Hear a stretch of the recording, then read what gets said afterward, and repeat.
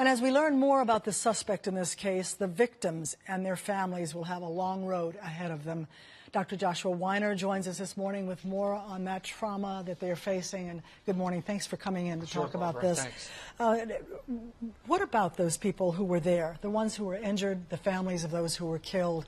Tell us a little bit about what they must be going through right now. They're probably experiencing a flood of so many emotions, it's probably hard for them to even identify any one single emotion. In fact, probably many of them are feeling this term called dissociation, where you just feel numb. It's as if what just occurred wasn't even real. It was a nightmare. It was a bad dream. Some of them are probably going to start feeling pretty soon some element of survivor's guilt, wondering, why was I okay when the person next to me got shot and was killed? So the flood of emotions is just going to be incredible for these people. They have a long haul ahead of them.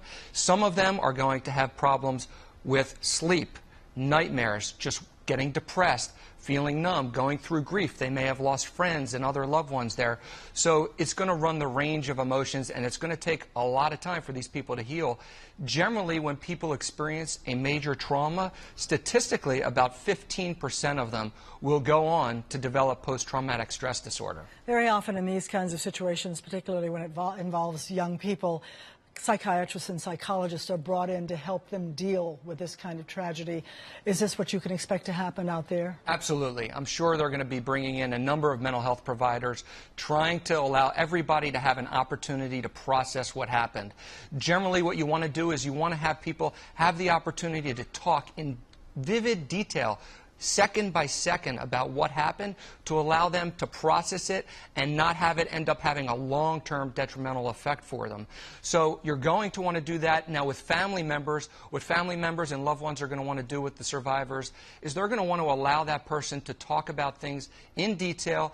I do not think it's a good idea for people, whenever they're experiencing a trauma and you're the person trying to help that person, it's not helpful to say, well, look, it's really great that you lived.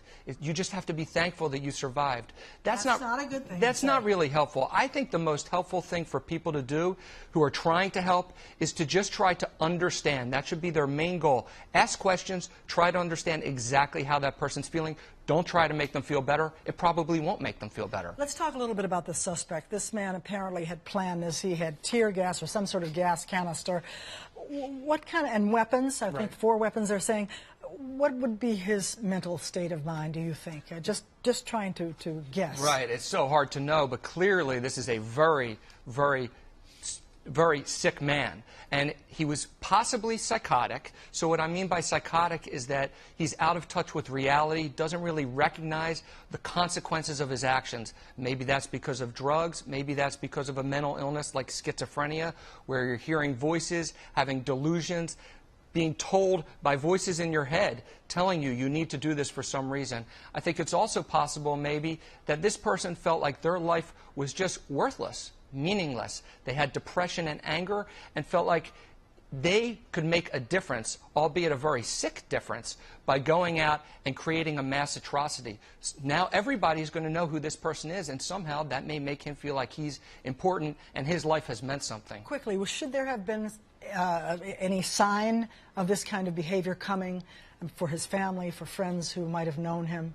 Is there anything that we could have said, hey, this guy, we better watch him? Well, I think that what you have to do is you need to look back and find out whether this person has had a mental illness that wasn't being treated, whether they've been acting in very strange ways, whether they've been talking and acting as if they're talking to people who aren't there, if they're stockpiling weapons and so forth. These are signs that something probably ominous is up ahead. Dr. Joshua Weiner, thanks for stopping what you were doing and coming in to help us out with this today. Sure, my pleasure, Appreciate you Barbara. being here.